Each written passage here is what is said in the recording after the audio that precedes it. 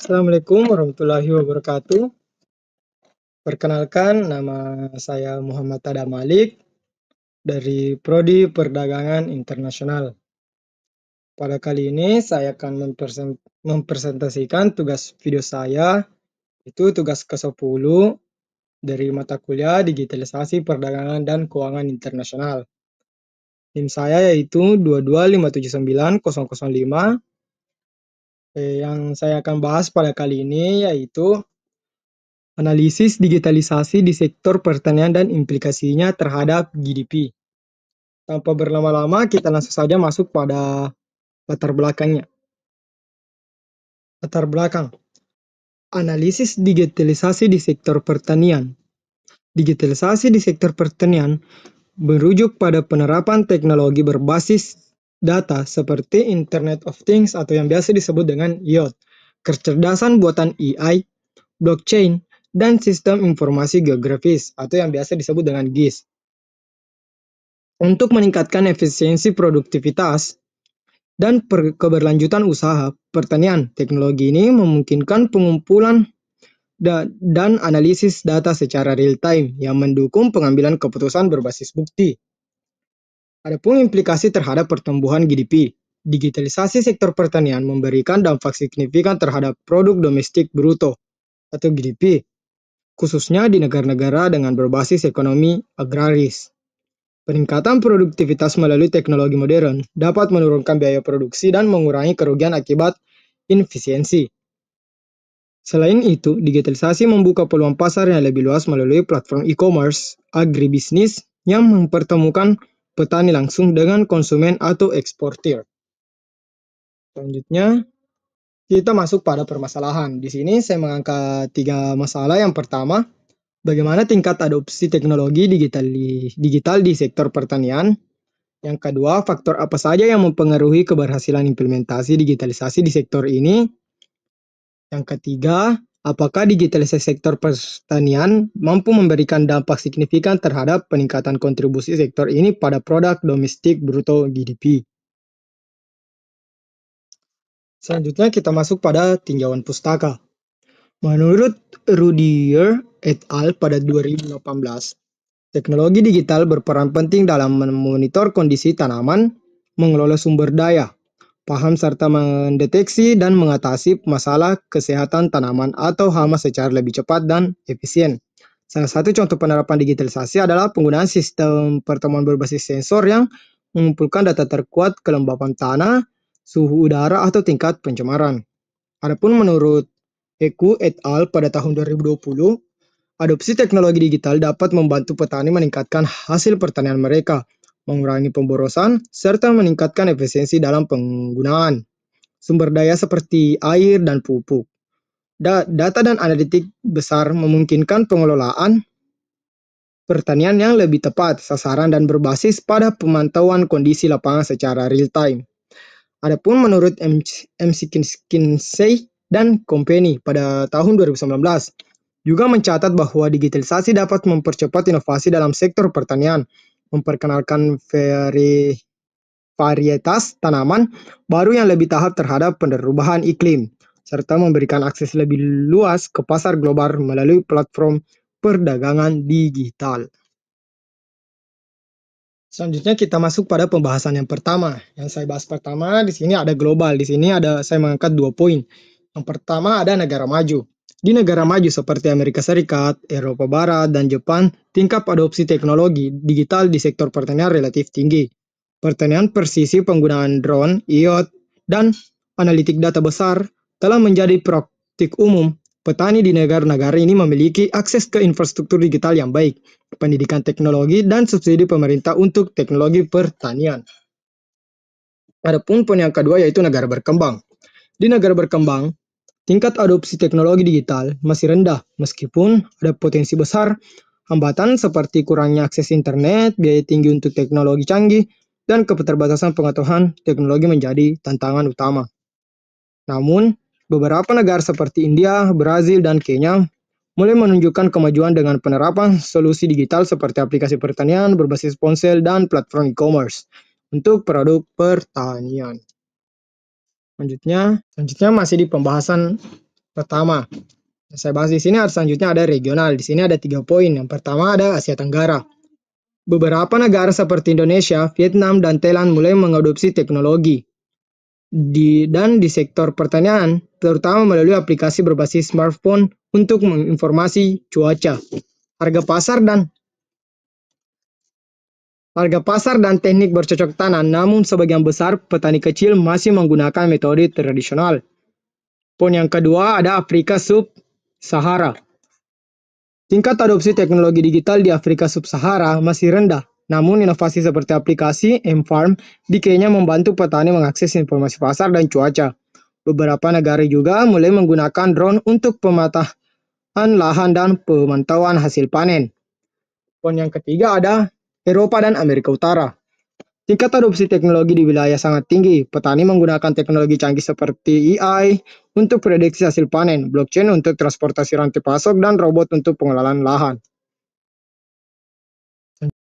Selanjutnya kita masuk pada pembahasan yang kedua. Yang saya bahas di sini ada infrastruktur teknologi. Di sini saya mengangkat 2 poin. Yang pertama, ada ketersediaan internet dan jaringan. Akses internet yang stabil dan terjangkau sangat penting untuk mendukung penggunaan teknologi berbasis digital, seperti aplikasi pertanian, sensor IoT, dan drone. Daerah pedesaan dengan infrastruktur digital yang lemah akan menghadapi kesulitan dalam implementasi. Poin kedua ada perangkat keras dan sensor. Petani memerlukan akses ke perangkat keras seperti smartphone, sensor tanah, perangkat IoT, dan drone untuk memanfaatkan teknologi digital. Biaya yang tinggi dapat menjadi penghalang bagi petani-petani kecil. Selanjutnya masih di pembahasan yang kedua. Selanjutnya pembahasan yang kedua ini itu dukungan pemerintah dan kebijakan publik. Di sini ada 3 poin juga. Yang pertama ada subsidi dan insentif. Pemerintah yang menyediakan subsidi untuk alat digital atau menawarkan insentif bagi petani yang menggunakan teknologi dapat mendorong adopsi. Poin yang kedua ada kebijakan infrastruktur digital. Pembangunan jaringan internet pedesaan dan insentif digital nasional memainkan peran penting dalam keberhasilan implementasi teknologi di sektor ini. Poin yang ketiga ada regulasi yang mendukung. Kebijakan yang mendukung penggunaan drone, blockchain, atau teknologi baru lainnya dapat mempercepat digitalisasi. Selanjutnya kita masuk pada pembahasan yang ketiga. Yang saya bahas di sini yang pertama ada efisiensi produksi. Di sini ada 2 poin. Pertama, teknologi seperti IoT of Things atau biasa disingkat dengan IoT. Drone dan sistem irigasi pintar memungkinkan petani mengelola lahan secara lebih efisien. Yang kedua, ada aplikasi berbasis data seperti analisis cuaca dan penyakit tanaman dapat meningkatkan produktivitas lahan serta mengurangi biaya operasional. Selanjutnya ada akses pasar yang lebih baik. Di sini ada 2 poin juga. Yang pertama, digitalisasi membuka akses langsung bagi petani ke pasar melalui platform e-commerce atau aplikasi pemasaran digital, sehingga dapat mengurangi ketergantungan pada perantara. Yang keduanya ada harga produk menjadi lebih kompetitif, meningkatkan pendapatan petani dan secara agregat mendorong kontribusi sektor ini terhadap GDP. Selanjutnya masih pada pembahasan yang ketiga. Sini yang saya bahas pertama ada peningkatan kesejahteraan petani. Di sini ada 2 poin. Yang pertama, melalui aplikasi edukasi dan pelatihan digital, petani dapat belajar teknik agrikultur modern, dapat praktik berkelanjutan yang berdampak pada hasil produksi dan kesejahteraan mereka. Poin keduanya yaitu ada akses yang layanan keuangan digital, seperti asuransi pertanian untuk pinjaman berbasis teknologi, dapat membantu petani mengelola risiko dengan lebih baik. Selanjutnya ada diversifikasi produk dan ekspansi pasar.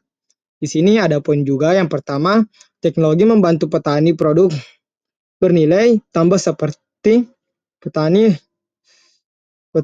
organik atau lahan yang memiliki harga jual lebih tinggi. Poin keduanya ada digitalisasi memfasilitasi ekspor melalui pemanfaat platform internasional. Selanjutnya kita masuk pada kesimpulan pada materi saya kali ini, yaitu digitalisasi di sektor pertanian memiliki potensi besar untuk meningkatkan kontribusinya terhadap produk domestik bruto atau GDP melalui peningkatan produktivitas, efisiensi rantai pasokan, diversifikasi produk, dan akses pasar yang lebih luas. Teknologi digital seperti Internet of Things atau yang biasa disebut dengan IoT, drone, aplikasi data, cuaca, dan e-commerce memungkinkan pengelolaan sumber daya yang lebih baik, pengurangan limbah, serta peningkatan pendapatan petani. Namun, dampak positif ini hanya dapat berwujud jika tantangan utama seperti keterbatasan infrastruktur digital, rendahnya literasi teknologi di kalangan petani, dan tingginya biaya implementasi teknologi dapat diatasi melalui kebijakan yang tepat dan investasi strategis. Dengan dukungan ini, digitalisasi tidak hanya akan memperkuat kontribusi sektor pertanian terhadap GDP, tetapi juga meningkatkan kesejahteraan petani dan mendukung keberlanjutan ekonomi serta ketahanan pangan jangka panjang. Selanjutnya, di sini saya masuk pada saran. Di sini saya mengangkat 2 saran. Yang pertama, ada pengembangan infrastruktur digital. Akses internet dan teknologi di wilayah pedesaan seringkali masih terbatas. Pemerintah perlu memperluas jaringan internet kecepatan tinggi dan infrastruktur teknik. Daerah pertanian tanpa infrastruktur yang memadai, petani tidak dapat memanfaatkan teknologi seperti aplikasi digital untuk pengelolaan lahan atau pemasaran produk mereka. Investasi ini penting untuk menjembatani kesenjangan digital antara wilayah perkotaan dan pedesaan. Saran yang kedua ada peningkatan literasi digital petani. Sebagian besar petani masih belum terbiasa dengan penggunaan teknologi digital. Pelatihan dan edukasi yang berkelanjutan perlu diberikan untuk meningkatkan literasi digital mereka. Program ini dapat mencakup pelatihan menggunakan aplikasi pertanian, cara memanfaatkan data cuaca dan analisis tanah, serta strategi pemasaran produk secara digital. Dengan memahami teknologi, petani dapat meningkatkan produktivitas dan efisiensi operasional mereka. Ya, mungkin itu sedikit persentase dari saya pada hari ini. Mohon maaf jika ada kesalahan kata dan lain-lainnya. Saya tutup persentase saya kali ini. Wabillahi taufiq wal hidayah. Wassalamualaikum warahmatullahi wabarakatuh. Thank you very much. See you next time.